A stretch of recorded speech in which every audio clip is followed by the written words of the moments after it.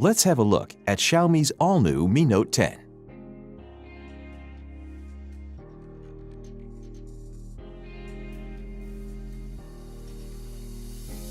In the box, you'll find the Mi Note 10, some instruction manuals, a basic protective case, a 30-watt fast charger with a cable, and a SIM eject tool. The 5-megapixel telephoto camera includes 10 times hybrid zoom, which means it can produce high-quality images. The 12-megapixel 2x camera is best for natural-looking portraits.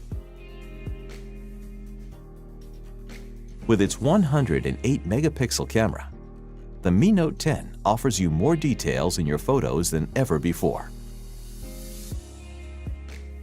You can capture the full view anytime, anywhere with the ultra-wide-angle camera. With the super macro camera, you can get close up to any subject that you want to capture. Mi Note 10 also features 960 frames per second macro slow-motion videos. Mi Note 10 features a 3D curved AMOLED display. Now you can listen to music while you're charging Mi Note 10.